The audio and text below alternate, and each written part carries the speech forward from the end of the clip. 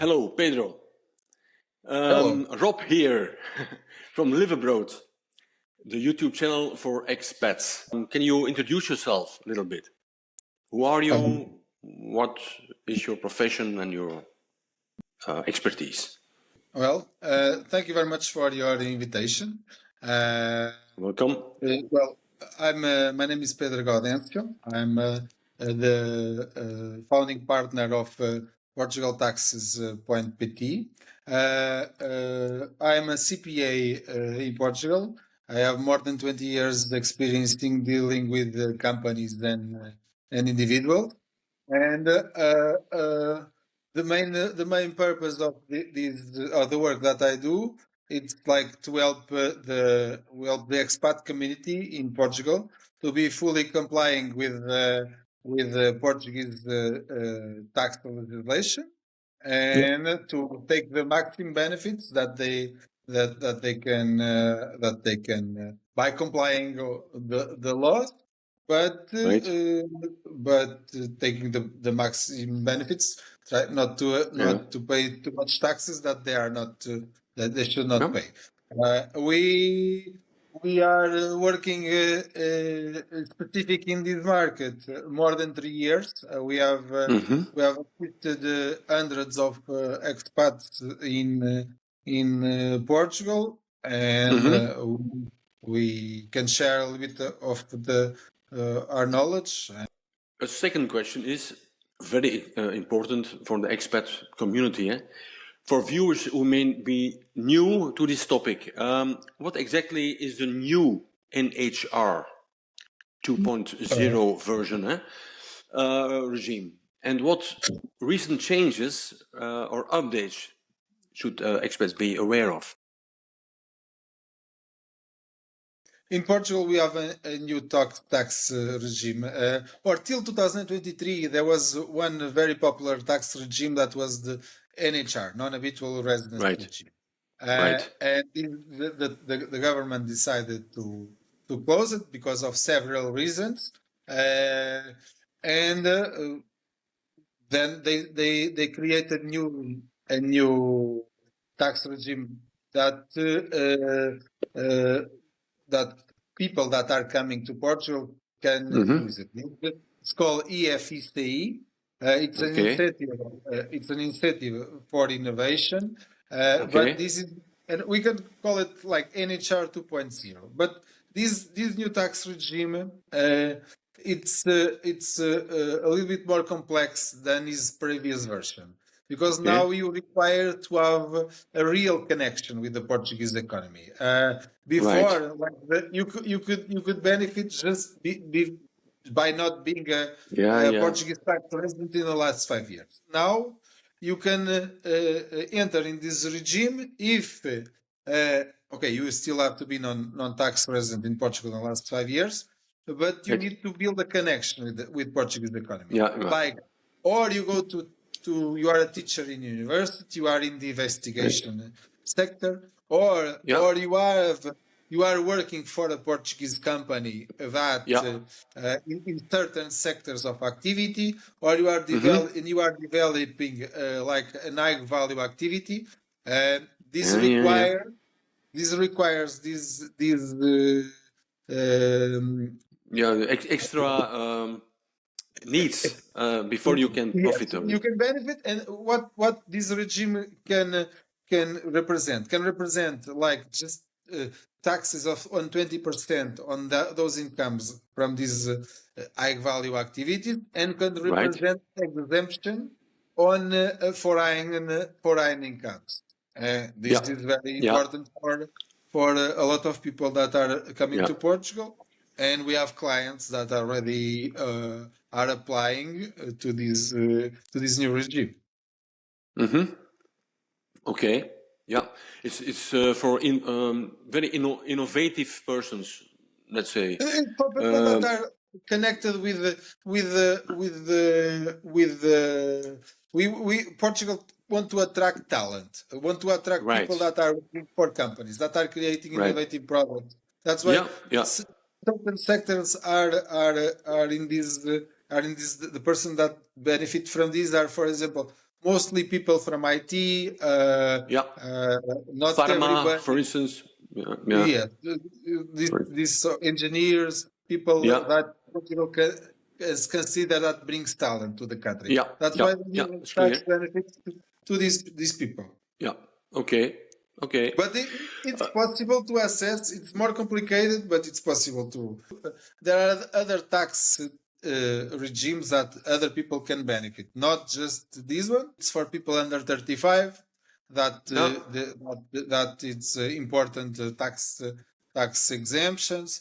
There are also tax benefits for people that were already tax residents and they are coming back to Portugal after being outside of the country for 5 years. Yeah. There are a lot of each situation another benefit. Yes. Yeah. Okay. Can you tell me what are the 3 biggest tax surprises new expats in Portugal typically encounter? What happened is like the tax laws. Sometimes when you move country, you expect like the tax laws are the same, like in your previous country, and this is not exactly what happened. We have different tax laws, and for example, I can say in US situation that. And I had a client very recently, like what US consider the profit of the rental.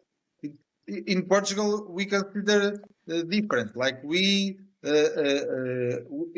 US, they make a lot of deductions. For example, they make deductions on the mortgage, on the interest, on the depreciation, and Portugal don't accept those expenses. So there are, for example, situations that you have that we have clients in US that they supposedly by US account they have a loss on the rental on their rental. And in Portugal, the same we consider that they have a profit and they should pay taxes on that profit. You can be losing money. You can be losing money in US and you should have to pay taxes in Portugal. Technically, to be correct, this is what happened. And there are This is just an example. Okay. What common mistakes do you see expats make when planning their tax structure before they move? I think it's important to have some advice prior to beforehand, before the moving, because there are some things that you can make before moving that sometimes can be too much late. If you don't make it and you don't have like the necessary advice, like a lot of one basic advice that sometimes we give, like to sell the assets before becoming a Portuguese tax resident. Because imagine you have or let's say in US you have like the taxes on or you sell your house, your main house in real estate thing, and in US you have like big exemptions on selling real estate. If you make that before becoming a Portuguese tax resident, okay, you are not taxed on that income. But if you make that after you become a Portuguese tax resident, you can be not the same. You're not paying tax on US because of some exemptions. That exemptions are not valid in Portugal, and you have you could potentially have a big bill in Portugal just because you make a small mistake. Small mistakes can cost a lot of money. In what key ways does the Portuguese tax system differ from other European countries or from the US and Canada, for instance? What the most important, it's like okay, in US they have a taxation system based on nationality. So you just by being an American or by having a green card, you are taxed in US. Like Portugal and other European countries, in all other countries in the world, they have a taxation system based on the residency, not on nationality. Right. So you Yeah. are taxed if you are a resident, or Yeah. and if you are a resident, you are taxed on all incomes. And Right. if you are not a resident, you in Portugal you just taxed on the incomes that you made here. For example, you are not Right. a Portuguese resident, but you have here a house that you rent. You have to Yeah. pay taxes on that house, for example. Uh, Yeah. or you buy property in Portugal and then you sell it. It's the same. You can be non-resident and not to pay taxes in Yeah. Portugal in these incomes. In US, it's different. You always have to pay. How are foreign income streams, such as Mhm. pensions Mhm. or freelancing income, dividends or rental income, generally treated in Portugal? So the foreign Well, income streams. well, I would For say instance, like generally. I'm a pension. I am Belgian, and I Mhm. receive pension from Belgium on my Belgian account. Yeah, Mhm. yeah, that's an example. But we have to look I'm going to talk generally speaking, okay? Yeah, Of course, when we have a consultancy, we look exactly on what the client has. But generally speaking, like the pensioners are taxed by the general tax brackets, so they can go from 14% to, but they can go to zero, can be eventually be zero because you have some deductions. But they are taxed by yeah, the general bracket that can go from 14 to yeah, 48%. yeah, The rentals, if they are a rental of habitation, they can be taxed at 25%, or the taxpayer can opt also by the aggregation tax okay, tax um, tax breaker. In the yeah, terms of self-employment, this is yeah, another topic that for that the system is different. Usually, you have to open activity in Portugal, and then usually you can be taxed by a profit, or you can be taxed by a simplified regime where you use some coefficient, and then after you apply the the brackets. So it's yeah, not so simple. And then you yeah, have yeah. It's a specific cases like of uh, uh, young people or high value activities that yeah, can change all of this. But yeah. in Okay, general, what you have to do, or what as a Portuguese tax resident, you need to declare all the incomes, and then your accountant should help you to understand what taxes you gonna pay in yeah, each income, yeah, and then help you to choose to help you to make the right decisions in yeah, terms of aggregation or not aggregation, yeah, and this is yeah, what we do yeah, every day. yeah. What strategies can help expats optimize their tax situation while staying fully compliant with Portuguese law? Well, as I say, this is you should contact some person like an accountant or a tax lawyer that understand about the Portuguese tax regime, Yeah, because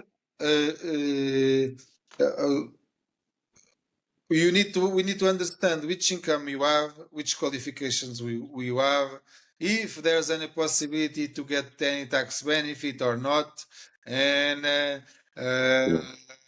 I think this is go by make some research. People should make some research. Imagine when we are moving from to a country from another, you need to know more or less what you are going to yeah, expect. yeah, yeah, But yeah,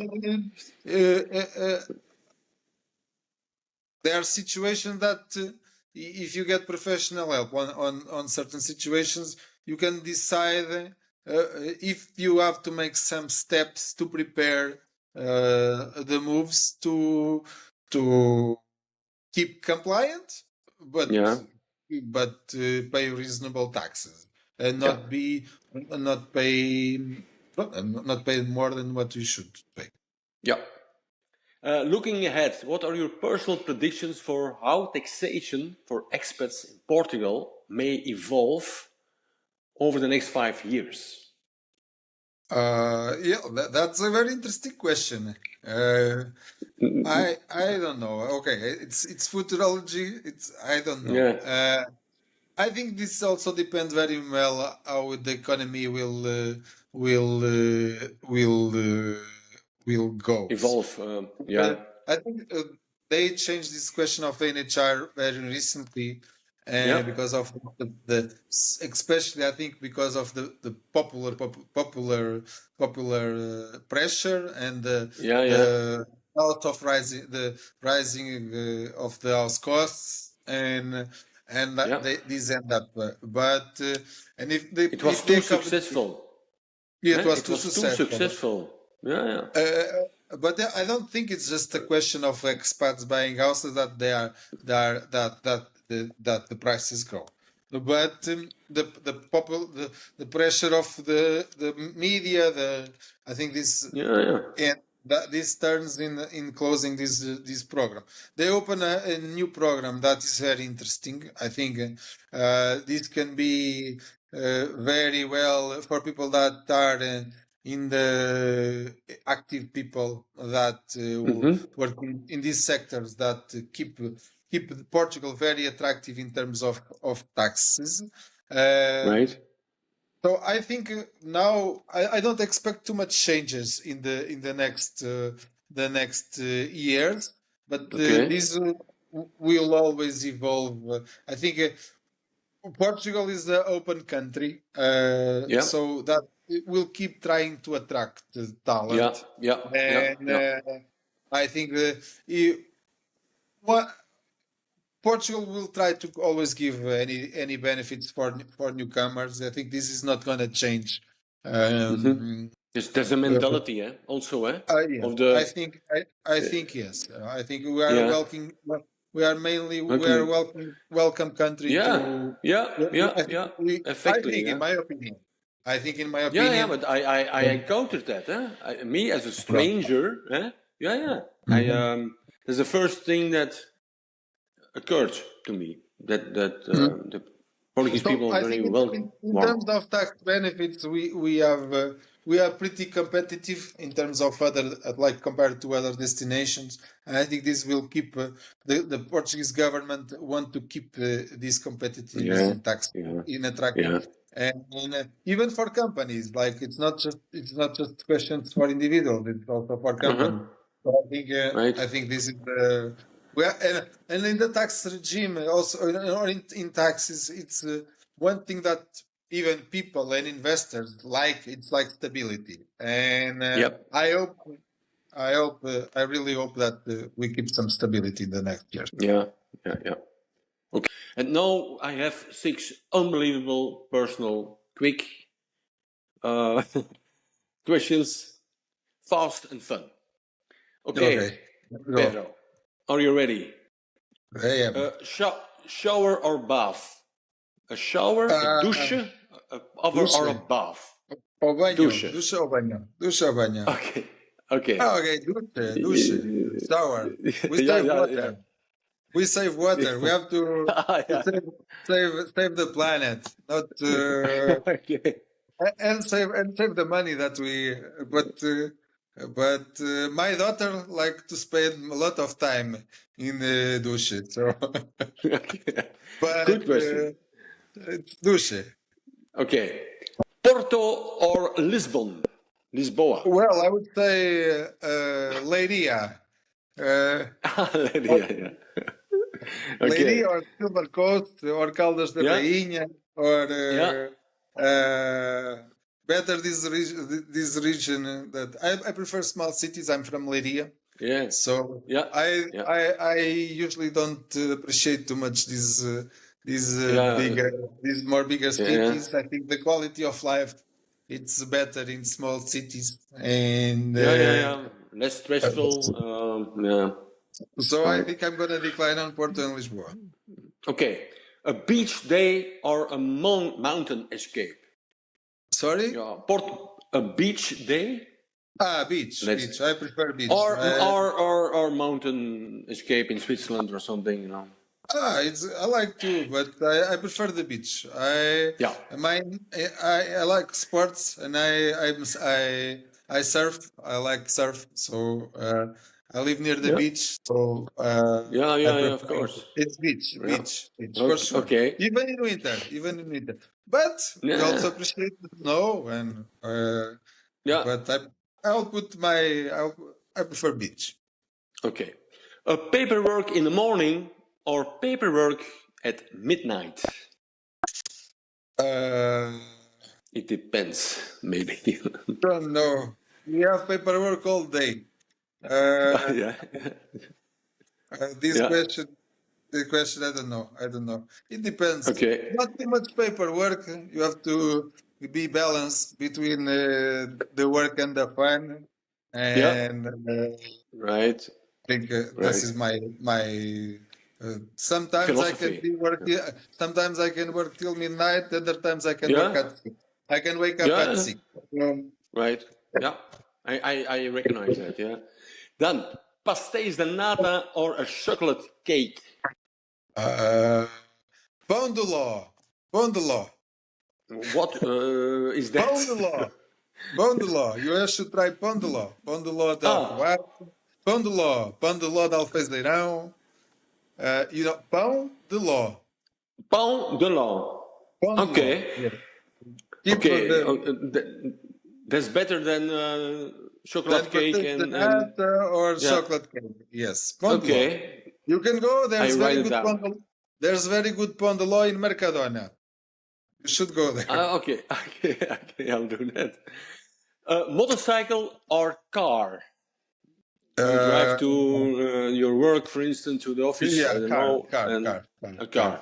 I can say I took my driving lessons of motor when I was having my more than 20 years ago, and then I spent more than 20 years without driving motor, but I have license of motor, but car. Yeah. Right. Car. Okay. Last question: the online meeting or in person? Online. We work mainly online. We assist clients all over Portugal. So most of our meetings are made online. Of course, in person, it's preferable. We like more to talk personally, but economically, we work online and the meetings are held online. Yeah. Is it started with a little bit with COVID, or did you always do that? No, it's after. I think after COVID, people start to work more online, and for us, it's very good because we work with clients all over the country, so it's impossible to meet. These new tools that we have now allow us to expand our assistance to people that are in the other areas of the world. Online. Okay. Online, but you have to meet. You have to be in real life on network with people. And see it in the eyes, drinking a coffee or whatever. To live, it's better live offline. Yeah, that's right. Okay, Pedro, this was an interview. I thank you very much. All the information of your company will be in the description. Okay. Well, thank you very much for having me here today. And we keep talking. Okay? Yeah. Okay. Thank you. Bye-bye.